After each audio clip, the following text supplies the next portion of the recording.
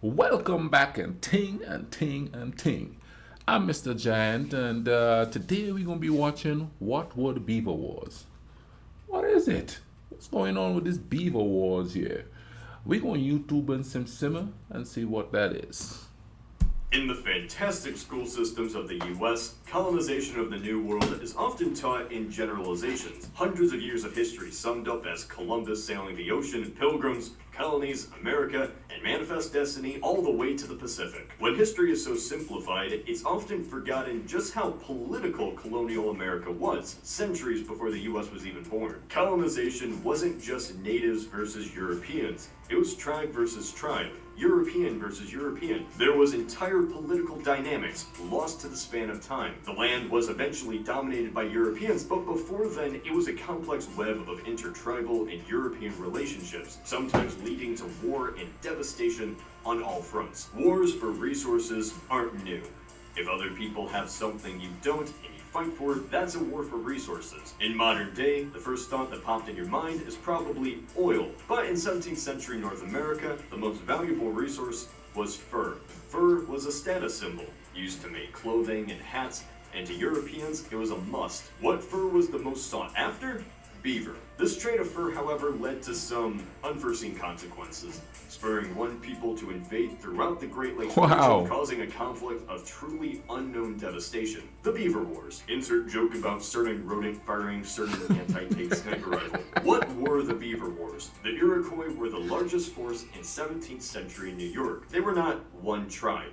Instead, the Iroquois Confederacy was a united alliance of 5, later 6 tribes: Seneca Nations, Mohawk, Onondaga, Oneida, and Cayuga. In its founding, the league comprised of what is today upstate. You know, there's a lot of tribes that seems to be extinct. Now, is it extinction due to uh, the colonizers wiping them out, or is it extinction due to intertribal relationships? And I wonder how many tribes there is that left that have a sort of a combined history or culture. So, a culture of one tribe might be a conglomerate of different tribes put together. So, how do you know if you're pure this or pure that? Some people think, oh, I'm pure Cherokee, or I'm pure Mohawk, or I'm pure this.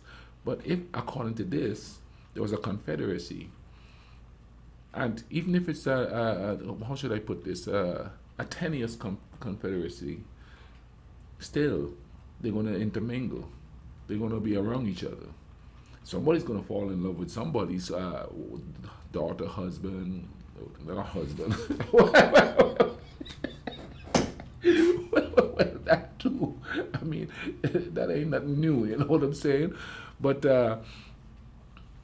because I never heard of all these other tribes that he just mentioned there. You know what I mean? It would be nice to find out what happened to them. Where did they all go? You know what I mean? How is it that they're not being spoken of? Is it because they weren't powerful? They weren't warriors? That's a good question to ask.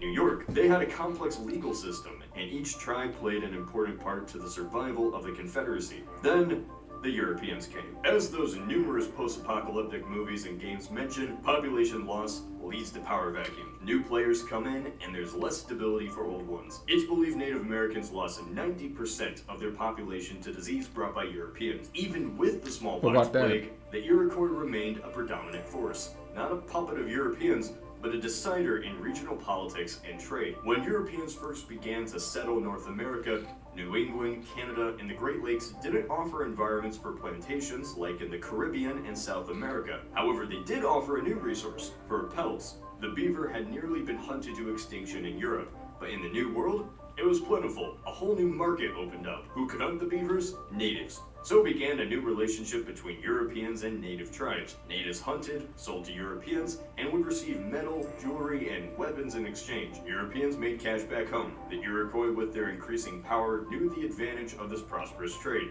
and benefited greatly from establishing ties with Europeans. As all resource trading goes, it's all fine and good until that resource runs out. Fur trading made tribes powerful, and whoever controlled the fur trade held power over their rivals. So to keep that power, you need fur. Tribes hunted so much to keep up with European demand, beaver populations were depopulated in upstate New York and lower Canada. To keep up with lost beavers and ravaged by smallpox, to the Iroquois, drastic measures had to be taken. Armed with European weapons, the Iroquois decided to expand and seize new hunting grounds, and so began the Beaver Wars. The Iroquois had the blessing of the Dutch, who, keep in mind, still had New Amsterdam by now, to take any measures possible to secure new furs and profit. The first conquest pushed out the Mohicans and Algonquins by 1630.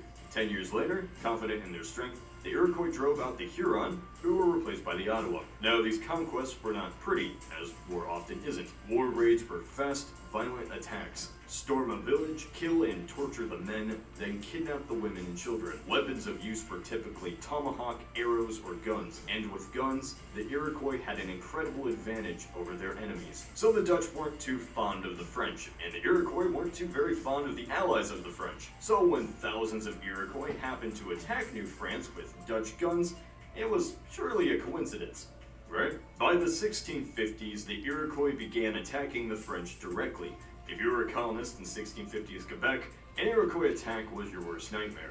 Montreal was even a target at times. French allies of the Huron, Wendat, and neutral tribes all had been destroyed, enslaved, or assimilated. I'm not going to go down a list of everyone the Iroquois pissed off. Eventually, the French had enough and formed an alliance with their native friends to fend off attacks, scorching the earth and starving the Iroquois into submission by 1666. With relative peace with France, the Iroquois expanded west. Over a series of decades, they invaded and fought against other alliances, such as the Council of the Three Fires, wiping out populations in conquering Ohio, Michigan, and land all the way to the Mississippi. This is... So they were, according to this, they were wiping out themselves more than anything else. Now, I wonder what kind of justification they gave for doing that. Is it just for... Because, you know, usually when there's a war, the ordinary man don't benefit from it. They benefits, but, you know, not lavishly. Did the chiefs or the leaders of the Iroquois get most of the bounty? Or did they share it with their people? Or did they dehumanize the other side to the degree where it just become bloodthirst? You know what I'm saying? Because, you know, I mean, when we say they're fighting over fur, that's kind of a simplistic way of thinking about it. We have to probably look at the inner workings, the political wranglings that goes on to get people to follow them. Or did they use some sort of religion or spirituality or cult-like avenues to get people to do what they want to do? Because, you know, I mean, look at that. They just wipe out everything there. You know what I mean? Wipe out all complete tribes and all of that. You know, that's just something else, isn't it? Is oversimplifying. Wars for Ohio between the tribes sometimes took a decade, and plenty of interpolitical conflicts occurred. The result from this expansion created a massive population of refugees. The Iroquois held these lands for over 50 years, centralizing their culture, position, and government. War raids became more efficient, and tribal politics took less importance over the Confederacy. By the 1680s, war began again when the French attempted to control trade of the Mississippi. War between the French and Iroquois lasted for another decade, until both sides simply became tired of fighting. Meanwhile, the English were simply building up strength, and were now a new formidable enemy. A peace treaty was signed between the chiefs and French leaders, resulting in the Iroquois Confederacy becoming a formidable buffer between the French Canadians and English colonists. Algonquin refugees were allowed back into their old homes. Ohio was split among the Miami in northwest Ohio and the Shawnee in the central and south. The Beaver Wars led to the deaths of thousands in raids, battles, and war between tribes and occasionally Europeans. It reflected just how much the drive for trade and wealth can create violence between groups. Just the pelt from this simple animal transformed the demographics of the entire Great Lakes region. Wow. An entire conflict left as a footnote in American history books, even though it certainly dominated the politics of 17th century colonial America. This is Cody of Alternate History Hub. See, it's a footnote. because most of the fighting were done by the natives. And I bet a lot of the accounts of it was written by the French or the British. So the true inner workings of what was happening is probably lost in translation, if you would say that, you know. I'll leave a link in the description for this video. Y'all take care, alright? Cool runnings.